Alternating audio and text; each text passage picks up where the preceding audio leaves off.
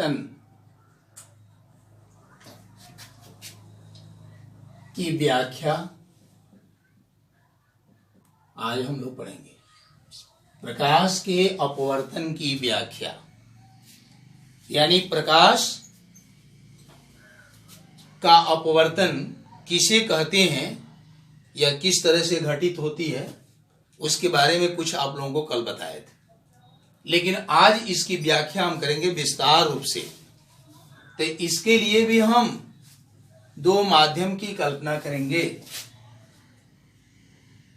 एक मान लीजिए कि वायु हो गया जो विरल माध्यम है, और दूसरा जल हो गया जो सघन माध्यम है। अब देखेंगे विरल माध्यम वायु से प्रकाश की एक किरण तिरछी चलती हुई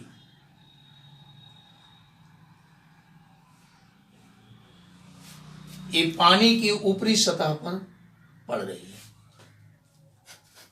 और पानी की ऊपरी सतह पर पड़ने के बाद यह जो है जल में प्रवेश करती है, यानी अंदर जल के। तो जब यह प्रवेश करेगी तब यह अपने पूर्व पथ से मुड़ेगी। कल जैसे कि आपको बतलाए थे हम, ये सीधे न जाकर के ये अपने पूर्व पथ से विचलित हो जाएगी, यानी ऐसे मुड़ जाएगी, ऐसे ये किरणें मुड़ जाएगी। यह जो है आपतन बिंदु है, इस पर हम लंब डालते हैं जिसको अविलंब कहा जाता है। ये आपतित किरण हो गया, आपतित किरण, अंग्रेजी में इसको इंसिडेंस ऑफ रे कहते हैं, इंसिडेंस रे कहते हैं, इंसिडेंस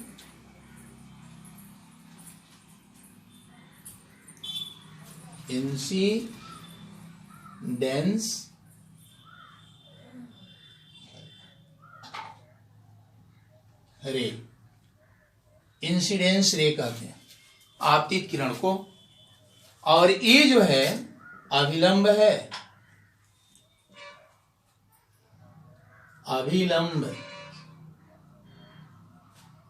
इसको अंग्रेजी में नॉर्मल कहते हैं, नॉर्मल। और इसको अपवर्तित किरण कहते हैं, अपवर्तित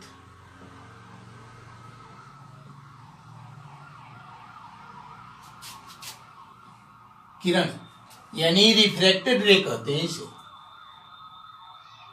रिफ्रैक्टेड रे। और इसको हम पॉइंट ऑफ इंसिडेंस कहते हैं, आपतन बिंदु, आपतन बिंदु, point of incidence, point of incidence. एक बार और ध्यान देंगे, प्रकाश की अपवर्तन की व्याख्या के लिए दो पारदर्शी माध्यम लेंगे, एक वायु हो गया और दूसरा जल हो गया। वायु की अपेक्षा जल जो है सघन माध्यम है, और जल की अपेक्षा वायु जो है विरल माध्यम है। एक प्रकाश की किरण की कल्पना करेंगे जो तिरछी होते हुए जल के ऊपरी सतह पर यहां पर पड़ रही है। जब यह ऊपरी सतह पर पड़ेगी तो जिस बिंदु पर पड़ेगी उसको हम आपतन बिंदु कहेंगे, यानी पॉइंट ऑफ इंसिडेंस कहेंगे। और जब यह जल में प्रवेश करेगी प्रकाश की किरण, तो यह अपवर्तन के नियमों को पालन करते हुए प्रवेश करेगी, यानी विरल माध्यम से सघन माध्यम में प्रवेश कर रही है तो यह अविलंब की ओर मुड़ेगी। कल ही आपको इस बात को बताए थे। देखिए अविलंब की ओर मुड़ रही है, जो अविलंब से कोण बना रही है। और यहां पर जो किरण तिरछी आ रही है वायु से होते हुए, इस किरण को हम आपतित किरण कहते हैं। इसको अंग्रेजी में इंसिडेंस रे कहते हैं, और जो लंब है उसको हम अविलंब कहते हैं, अंग्रेजी में नॉर्मल कहते हैं। अब देखिए, ये जो किरणें चलती है और अपने पूर्व पथ से मुड़ करके जब प्रवेश करती है तो इस किरण को हम अपवर्तित किरण कहते हैं, यानी रिफ्रैक्टेड रे कहते हैं। अब देखिए, आपतित किरण और अविलंब के बीच जो कोण बनता है यह आपतन कोण है, इसको हम आपतन कोण कहते हैं, आपतन कोण कहते हैं, आपतन कोण कहते हैं। और यहां अपवर्तित किरण और अविलंब के बीच में जो कोण बनता है इसको हम अपवर्तन कोण कहते हैं, अपवर्तन कोण कहते हैं। इस तरह से कहीं भी जब प्रकाश की किरण एक के माध्यम से दूसरे माध्यम में जब प्रवेश करती है तो ये जितनी तरह की चीजें हम बताए हैं इस तरह की सब में जो है घटनाएं घटती है, क्रियाकलापें होती है। इसलिए प्रकाश के अपवर्तन की व्याख्या आपको समझाना जरूरी था, जो आप देखें। अब इसके बाद हम आपको बताने जा रहे हैं, देखेंगे इसको। जिस तरह से प्रकाश के परावर्तन के दो नियम होते हैं उसी तरह से प्रकाश के अपवर्तन के भी दो नियम होते हैं, जिसको यहां पर हम लिखते हैं, आप उसको याद करेंगे। प्रकाश के अपवर्तन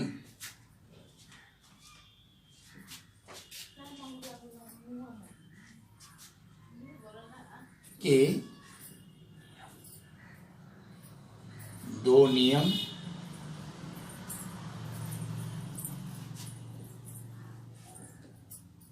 निम्नलिखित है, निम्नलिखित है। पहला, आपतित किरण, आपतित किरण आपतन बिंदु पर अविलंब, आपतन बिंदु पर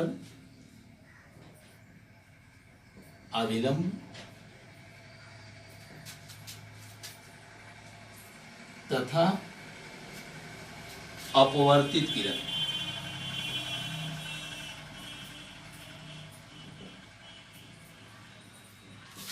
तीनों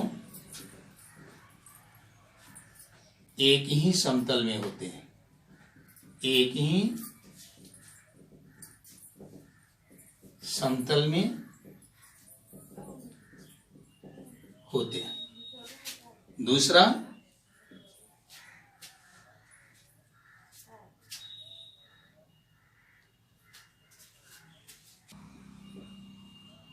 इन्हीं दो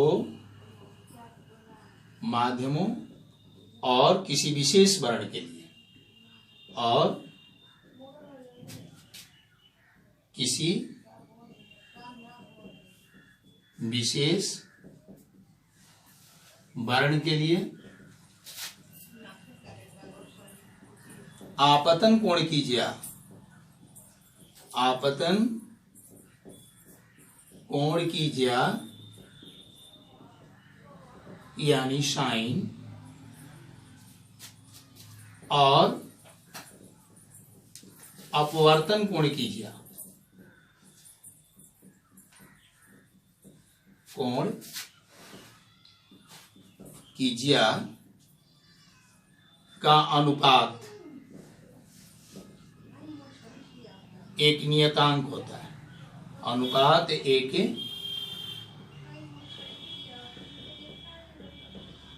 नियतांक होता है। इस प्रकार से प्रकाश के अपवर्तन के दो नियम हो गए, इसको याद रखना बहुत जरूरी है। इसके साथ साथ इसे निश्चित तौर पर याद रखेंगे। एक चीज और आपको बता दें, यहां जो आपतन कोण है और यहां जो अपवर्तन कोण है, यही आपतन कोण और इस अपवर्तन कोण का जो ज्या होता है उसका अनुपात एक नियतांक के बराबर होता है, जो आगे आवश्यकता पड़ेगी तो आपको बताएंगे। लेकिन एक चीज जरूर देखेंगे आप कि यहाँ विरल माध्यम से सघन माध्यम में प्रकाश की किरण प्रवेश कर रही है तो आपतन कोण सदैव अपवर्तन कोण से बड़ा होता है। आपतन कोण सदैव अपवर्तन कोण से बड़ा होता है। चलिए अब इसके बाद आगे देखते हैं। प्रकाश की अपवर्तन की घटना को समझने के लिए एक प्रयोग करते हैं, उसे आप देखेंगे।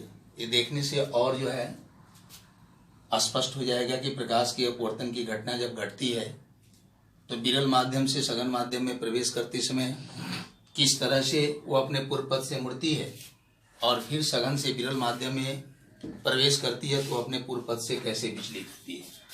इसके लिए हम एक ड्राइंग बोर्ड लेते हैं और उस ड्राइंग बोर्ड पर एक कागज, सादा कागज जो है चिपकाते हैं। मान लीजिए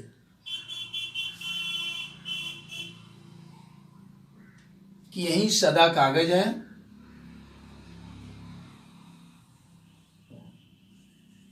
जो हम ड्राइंग बोर्ड पर चिपकाते हैं। अब इसके बीच में एक आयताकार कांच का स्लैब रखते हैं।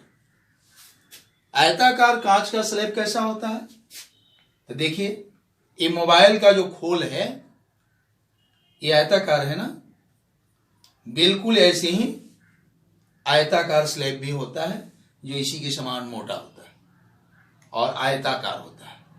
इस आयताकार स्लैब को हम इस मोबाइल के खोल को हम कांच के आयताकार स्लैब मान लेंगे कुछ देर के लिए, और इसे बीच में रख करके इसकी एक परिसीमा हम खींच लेंगे।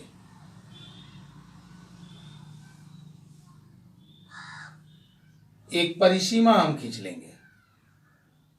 परिसीमा तो बुझ रहे हैं, इसकी बाहरी वाली सीमा खींच लेंगे और खींच करके इसके एक किनारे पर यानी ऊपर वाले किनारे पर दो पिन हम गाड़ेंगे। एक पिन तो इस परिसीमा से सटे हुए नजदीक में ही हम गाड़ देंगे और दूसरा पिन इससे लगभग 10 सेंटीमीटर की दूरी पर चित्रानुसार यानी चित्र के अनुसार गाड़ देंगे हम। अब दो ठो पिन हम और लेंगे और उन दोनों पिन को इस स्लैब के एक तरफ से जो पहले से गाड़े गए हैं दोनों पिन, उनको एक सीध में देखते हुए तीसरा पिन को हम गाड़ेंगे चित्रानुसार। इस प्रकार गाड़ेंगे कि पहला पिन, दूसरा पिन और तीसरा पिन भी एक सीध में हो और चौथा पिन भी हम उसी तरह से इनके सीध में देखते ही गाड़ेंगे, देखते हुए गाड़ेंगे कि ये चारों पिन स्लैब से देखने पर एक सीध में हो। चारों पिन गाड़ देने के बाद इस स्लैब को हम हटा देते हैं और हटाने के बाद इस पिन को उखाड़ करके हम घेर देते हैं इसे। मान लीजिए यह P1 पिन है, यह P2 है, या इसका नाम हम पहले आयताकार जो सिल्ली है इसके परिसीमा का नाम हम कुछ रख देंगे ABCD। उसके बाद इस पिन का हम नाम रखेंगे P1, P2, इसका हम नाम P3 रखेंगे, इसका नाम हम P4 रखेंगे और चारों पिन को उखाड़ करके हटा देंगे और गोला लगा देंगे उसके पास। अब जो है P1 को P2 से हम स्केल के द्वारा मिलाएंगे। स्केल के द्वारा यानी P1 P2 AB किनारे पर आपतित किरण होगा जो वायु से होते हुए कांच के सतह पर टकराती है। अब जो है P2 को हम P3 से मिलाएंगे।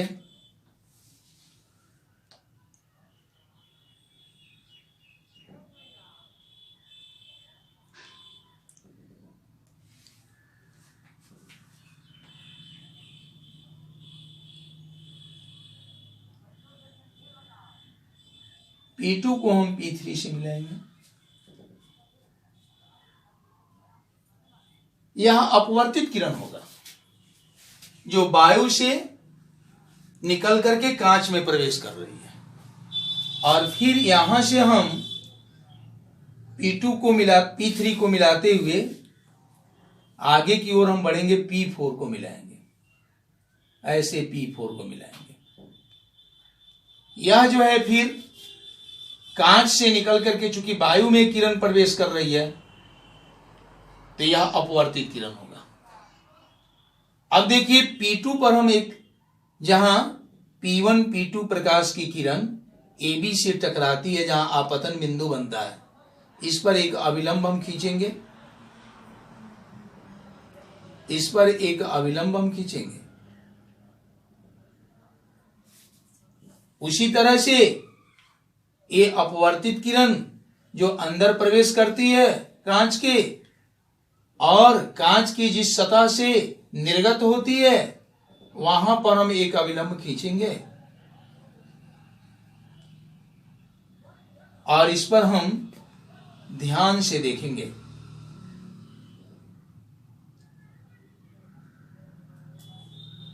यह प्रकाश की किरण जो निर्गत हो रही है उसको सीधे ऐसे जाना चाहिए, लेकिन ऐसे नहीं जाकर के यह अविलंब से दूर हटती है और P3 P4 बनाती है।